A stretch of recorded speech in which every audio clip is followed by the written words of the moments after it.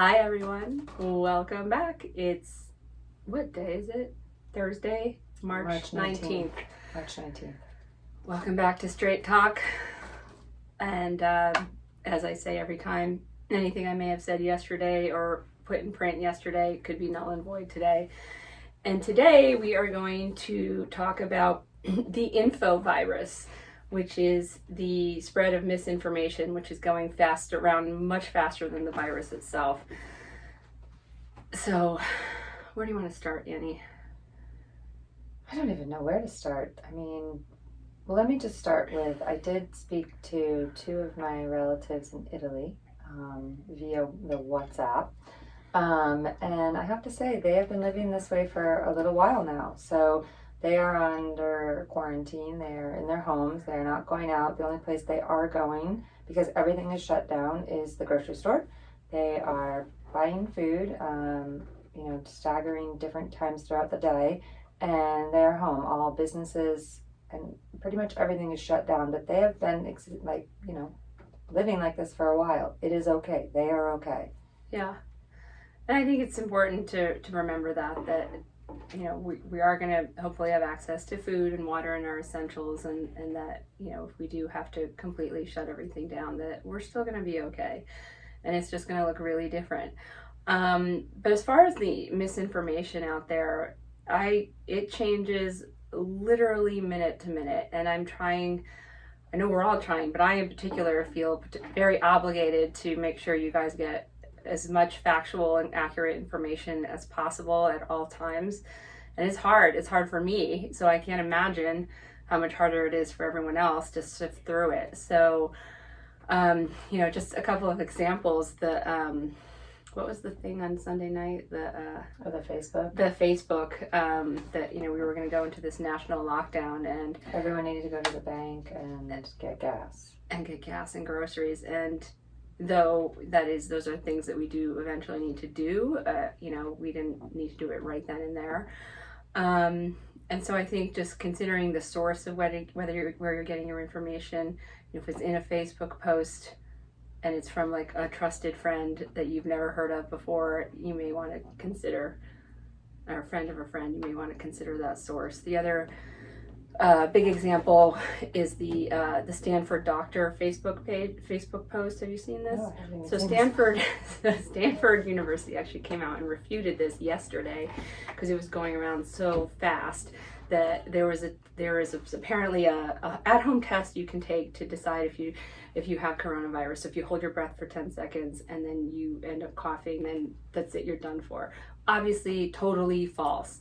And then there was a bunch of other things mixed in with it, like a little bit of fact, mostly fiction. So that makes it really hard to tease it out. And it, looked official because some Stanford doctor said it, but they didn't mention the doctor's name. So, it's crazy, and it's going to continue to be crazy. And so we, again, are trying our best to get good information. I'm in touch with a lot of our local public health officers and physician leaders in San Diego.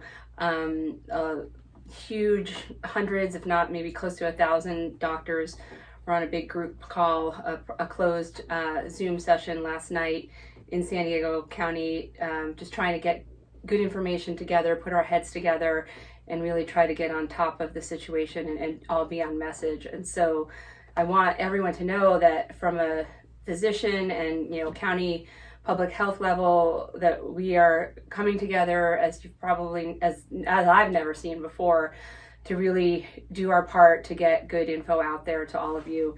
And it is really hard, and Yeah, there's a lot of information going around out there. From my standpoint, I wake up in the morning and I try to read just the basics. What are the major news organizations saying? Then I go outside and my neighbor is telling me something different. Right. And then the UPS truck pulls up to my neighborhood and it's like Santa's arriving. And people are running out trying to see if their toilet paper might be on the truck. Like it's the ice cream truck going through the neighborhood. And then I need to go back inside and remain calm and homeschool my children and have them remain calm. So if they're not getting information from TikTok and their friends, I am trying to keep it very simple at home and cooking and keeping the house clean and the kids busy and moving and getting outside. I will say being able to work from home and being able to help patients throughout this has been very comforting for me. They're getting a lot of the wrong information. So if they ask a question, I'm happy to answer it. And, obviously Dr. Nanos has been great as far as helping answer all of our patients' questions and being able to help people via the internet and phone calls. Yeah, so there was even some misinformation put about things that I have said out there. I contribute to a lot of national news outlets to try to get this message out. And a lot of times they're asking me for information and then they publish it 3 or 4 days later and it's completely false. And, that's really tough. So, someone misunderstood and thought our office is closed and we're not seeing any patients. We are open to new virtual patients and our existing patients. We are taking care of everybody that we can. So I just want to make sure that's out there. We are working around the clock like never before. It's hard to hear that too. People sending me these crazy messages like, how dare you close your practice when that's the opposite of what we're doing. We're opening our practice to everybody. Correct. We are here. We are virtual. We are everywhere. Sorry, I'm just venting. I've had a really hard morning already. Yes. Yeah. So, what else? Let's say something positive. I'm done with my rant. Well, I mean, the thing too is, for everyone else, they can tune it out, but I feel like I have to constantly listen to it so I can sort through it for everybody. And I think that's an extra stress. I will say I saw a really nice picture of a bunch of doctors and nurses in a hospital, and they were holding up signs that said, "We are here for you. Please stay home for us." And I thought that was really moving because we do want to protect those that can help us the most, right? We can do our part and stay home, cook some meals. Your kids might say they're bored. You might be bored. You might have to be working from your bedroom. Whatever it looks like, it's going to look different for everyone right now. So if we can kind of all do our part, that's helpful. I saw that photo as well. I think you may have sent it to me. It was great.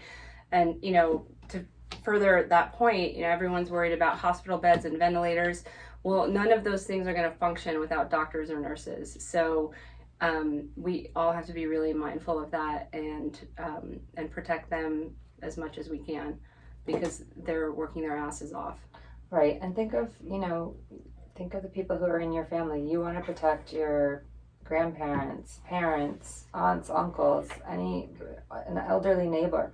Think about them every time you think, do I really need this? No, I can stay home. It might be a little bit uncomfortable to have to make food or, I don't know, whatever it is, it's going to be uncomfortable for everyone for a little bit. So just hang in there would be the advice so that the people who are really sick can get to where they need to be and the people who need to take care of them can take care of them. Yeah. And that's the best we can do right now. Yeah. And then again, like we've been saying every day, follow these precautions or these public health mandated recommendations right now or mandates that, all non-essential activities need to completely stop. And any business out there that is operating and offering non-essential services to people really needs to close down. If people don't go, that will help slow it down. And I know it's hard for everyone from a financial standpoint and from a social standpoint, but the sooner we all get on board, the sooner this can come to hopefully a decent ending for all of us. Right. Isn't that positive enough? That was positive. Thank you. Thank you for March 19th. March 19th. Tomorrow's another day. Tomorrow's the Ides of March. I think that already happened. Really? Wasn't that the 15th of March? Oh, you might be right. But I feel like something's on the 20th. I think it just might be my brother-in-law's birthday. Yeah. Happy birthday, Pete. Anyway, tune in to, please spread the word. Like I said, we're trying our very, very best to get good information out there and dispel all the myths and kind of smack down all the craziness as quickly as we can. If you have thoughts, ideas, as long as they're constructive, send them. And be well, be safe. We love you all. Thank you.